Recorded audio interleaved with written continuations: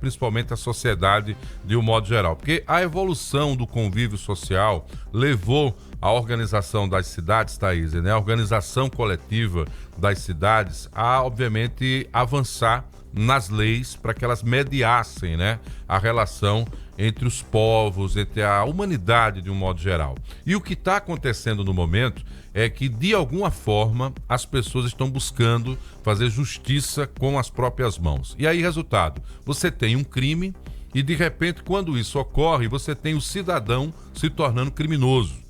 Porque quando você faz justiça com as próprias mãos, em detrimento do que determina a lei e da punição que o Estado vai colocar em prática, é você, cidadão, quem vira criminoso. Então, a OAB de Alagoas tem um registro, Thaís, muito preocupante. É sobre o aumento de 100% dos casos de morte por justiçamento. Esses linchamentos, essas agressões públicas que ocorrem. E é isso que a gente vai refletir agora aqui com o Roberto Moura, ele que é presidente da Comissão de Direitos Humanos da Ordem dos Advogados do Brasil. Roberto, os dados de 2023, que já são reflexos também do crescimento que vinha lá de 2022 e anos anteriores, indicam que o cidadão ou alguns grupos, né, uma parte dessas pessoas não confiam mais na justiça, estão fazendo justiça com as próprias mãos. Como é que a OAB está vendo o aumento desses casos? 100% pelo menos é o que temos contabilizados de 2023 em comparação a 2022. Muito bom dia. Bom dia. Marcos, bom dia, Thaís, bom dia a todos os ouvintes da Mix. O que nós temos aqui, de fato, é uma mistura, né? O fenômeno criminal é um fenômeno complexo. Então, a gente vai ter um Estado que tem o pior IDH do Brasil, misturado com alto índice de desigualdade social, afundando em completo desamparo, um maior índice de evasão escolar do país.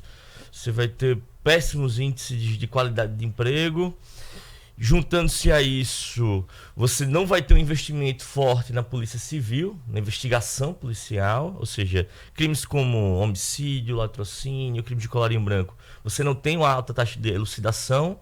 E aí o cidadão, quando ele começa a acreditar que ele pode fazer justiça com as próprias mãos diante do último movimento armamentista que o país sofreu, ele aumenta a capacidade de letalidade nos casos de justiçamento. Veja, o que a gente tem aqui não é necessariamente um aumento significativo dos casos de justiçamento. Há um alto índice do número de letalidade por justiçamento.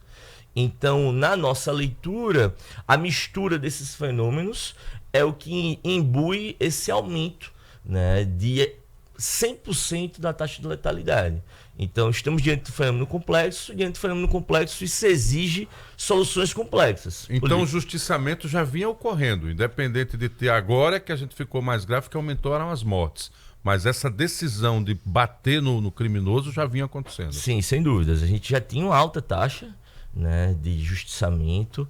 No entanto, o que vem aumentando de fato são os casos da letalidade por justiçamento, né? As pessoas matando por conta disso. A gente cabe lembrar que justiçamento nada mais é do que uma categoria sociológica, né? Justiçamento não é uma categoria jurídica criminal. Você pode cometer um homicídio achando que está fazendo justiça. Você pode cometer uma lesão corporal gravíssima, deixando aquele indivíduo com uma imobilidade permanente, né? Você pode, inclusive, você acha que não está fazendo nada, mas você está fazendo o exercício arbitrário das próprias razões. Então, no mínimo, você está diante de um exercício arbitrário que também é crime, né? Então, diante desses tipos penais, o cidadão tem que lembrar. O objetivo do cidadão, verificando o outro em flagrante delito, são 3. O primeiro, você precisa ter certeza que aquele indivíduo está em flagrante. Lembremos do Uber, ou foi um motorista de iFood, não estou lembrado agora, que os populares, acreditando que ele tinha sido criminoso, não era o mesmo. Abandonaram em Jacarecica e perceberam que estavam cometendo um erro. Mas aquele indivíduo já tinha sido surrupiado, já tinha sido violentado, já tinha sido retirado do seu meio de trabalho. Inclusive, isso gerou revolta entre os próprios trabalhadores de entrega de aplicativo. Outro ponto é, perceber que aquele indivíduo está em flagrante, tenho convicção que há um flagrante ali, eu preciso conter aquele indivíduo. Eu tenho condição de contê-lo? Eu tenho expertise em conter o indivíduo que está em flagrante? Não tenho? Não faço. Porque eu preciso ter segurança minha e do outro. O que é que eu devo fazer? Ligar para o 90, ligar para a Polícia Militar, para que a Polícia Militar venha, de fato, a conter aquele indivíduo e fazer o processo de levá-lo até a autoridade policial para lavrar um auto de prisão em flagrante. Fazendo isso, você vai ter a justiça realizando dentro dos parâmetros legais. A gente tem que lembrar sempre, Marcos e Thaís, a justiça, por vezes, tende a ser desarrazoada, tende a não estar nos limites, tende a errar, quiçá um cidadão comum que não tem essa expertise. Né? Agindo por emoção. Pois né? é. Agora, a OAB já tem a Comissão, né, de Defesa dos Direitos Humanos da OAB, a qual se preside, já tem um balanço também dos municípios em que se registram mais casos? Thaís, a gente não faz por município. Na verdade, a gente até pode trazer esse dado, mas eu não teria ele catalogado aqui para ti agora. O que a gente vem fazendo, a gente tem um funcionário, o Diego Ameno, um advogado, que ele faz um monitoramento diário de todos os casos de linchamento a partir de dados contidos na mídia, né? A OAB tem conhecimento de casos que aconteceram no interior. Tem sim. Inclusive agora em Limoeiro de Anadim, enquanto percebemos que um indivíduo sendo acusado de ter abusado de uma criança foi extremamente violentado por populares, né? A gente não tem notícia de que ele veio a óbito ou que sofreu uma lesão corporal gravíssima, mas que sofreu lesões corporais graves diante da situação posta. Roberto, do ponto de vista de quem comete esse crime naquele ambiente ali de comoção pública, ou pelo menos incitado, né, a essa comoção, depois que a polícia o localiza e também o responsabiliza criminalmente, temos aí algum dado do desfecho desses inquéritos, ou prevalece a lei do silêncio e é difícil localizar quem faz o justiçamento? Veja, Marcos, no Brasil a gente tem um problema seríssimo de uma investigação preliminar, uma investigação policial fraca. No Brasil inteiro. Veja, só 5% dos homicídios são elucidados. 5%. É um dado, assim, absurdo.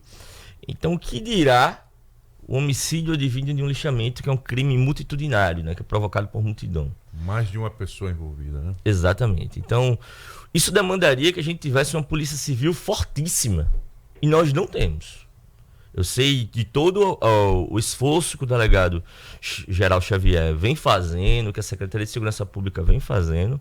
No entanto, a gente precisa investir muito mais na Polícia Civil para que a gente tenha uma investigação policial a contento, diante da demanda social que nós temos. Porque o que nós temos hoje em Alagoas? 87%, isso é uma pesquisa feita pelo Grupo de Pesquisa Biopolítica e Processo Penal, lá da UNIT, do professor André Sampaio, ao qual inclusive fui membro, que disse que 87% dos casos de crime aqui no estado são por auto de prisão em flagrante, ou seja, polícia militar. Não é a polícia civil que está investigando e prendendo, é a polícia militar que está fazendo. Então isso faz com que o indivíduo também se veja apenas e tão somente diante daqueles limites de tráfico, roubo e furto, né, que é o que a polícia militar mais prende. E não crimes de colarinho branco, homicídio, latrocínio, por outros. Quais as penalidades? Até quantos anos de cadeia um cidadão que passa a ser criminoso por fazer justiça com as próprias mãos pode pegar, dependendo do que ocorresse, por acaso a vítima for a óbito? Vamos lá, a gente pode estar diante de um homicídio qualificado. A pena vai de 12 a 30. Né? O indivíduo pode passar um período muito considerável na prisão, 60% da pena, e isso faz com que ele venha a sofrer as agruras da justiça. A gente tem que lembrar sempre, né?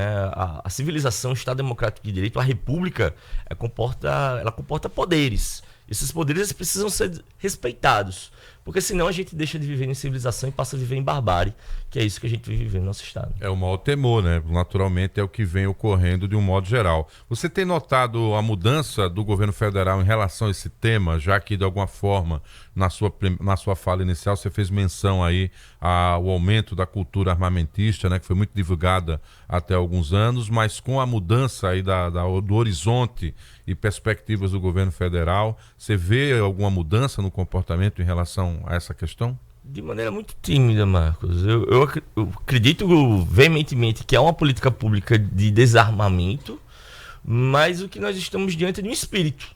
O espírito do cidadão achar que pode tirar a vida de outra pessoa. Então essa cultura, ela está num nível, uma camada muito mais profunda do que a gente pode imaginar. Então, por mais que haja uma política pública de desarmamento da população, o cidadão ele acha de fato que ele está imbuído no direito de fazer justiça com as próprias mãos. Seja se armando, seja de fato matando outra pessoa, porque, bom, eu posso matar uma pessoa com armamento letal e também com o próprio paus e pedras, né? Não apenas com... Eu vou trazer aqui os números, Roberto. Somente no ano passado foram 71 casos de justiçamento em Alagoas. Desses, 26 terminaram em mortes. É um número que vem preocupando, mas a OAB vem monitorando as ocorrências, se colocando, inclusive, à disposição das vítimas, tanto para acolher as denúncias, tanto para cobrar dos órgãos de persecução penal as investigações e a responsabilização dos culpados. De que forma vem sendo feito isso? OAB, ela tem uma sede, hoje em dia a gente atende no edifício Breira de forma temporária, já que nossa sede histórica está passando por reforma, na sala 827, a gente vem atendendo a população. Nós nos colocamos cobrando através de ofícios e verificando o trâmite desses inquéritos, que muitas vezes ficam muito tempo parados, né? A gente teve o caso, por exemplo, de violências que a gente vem acompanhando, que não estão sendo dado prosseguimento na investigação, e a gente vem observando dessa maneira, né? Cobrando, monitorando e buscando cobrar políticas públicas para a Secretaria de Segurança Pública e da Delegacia Geral. E em alguns casos, Thaís, sendo mal interpretado, né? Porque as mesmas pessoas que fomentam o justiçamento são contra essa postura da OAB, porque acham que quando defende os direitos humanos e dos humanos, parece que eles sugerem, na visão equivocada e trôpega deles, que eles estão ao lado dos criminosos, quando na verdade está ao lado até do próprio cidadão, porque esse cidadão que espanca quem comete um assalto e esse espancamento resulta numa morte, o assalto culminou depois com um homicídio praticado por quem não era criminoso. Veja que coisa absurda. E lutando contra a barbárie. Então é um trabalho realmente de remar contra a maré, né? Ser mal compreendido muitas vezes. Então parabéns aí para a equipe e ainda despertar esse sentimento de tentar levar a sociedade a retomar o caminho da civilidade, que é o mais importante. E acreditar que se as leis são frágeis ou estão frágeis, que há pessoas que vêm se omitindo para que elas tenham sido frágeis e continuem frágeis até agora. Eu me lembro que o Código Penal, Thaís, ele tinha uma previsão, no caso do trânsito, quando era discutido há quase 30 anos atrás, que era cadeia imediata para quem atropelasse e matasse. Só que na época, quando estava para ser votado o Código de Trânsito, o filho de um dos envolvidos na discussão atropelou e matou no Rio de Janeiro. E aí saiu a ideia do doloso para o culposo, para que não pudesse prender. Porque você já imaginou? Eles estavam prevendo que todos poderiam ser presos, mas os presos pobres. Preso o filho de deputado não iria. Aí eles alteraram a lei na reta final da votação, tirou o doloso pelo culposo. Então tem esse detalhe que as pessoas esquecem. Se a lei está enfraquecida, é porque os nossos representantes, que foram mal escolhidos em alguns momentos, não discutem isso. Discutem as emendas, discutem os aumentos dos próprios salários, coisas do gênero. Então, quer dizer, é algo tão complexo que passa também, no final, pelo próprio cidadão. Esse assunto não se esgota aqui, o Roberto deverá voltar em outros momentos para discutirmos também outras temáticas. Saúde, um bom dia de trabalho, Roberto. Bom dia, Marcos, bom dia, Thaís. Obrigada, Roberto. 6h58 agora.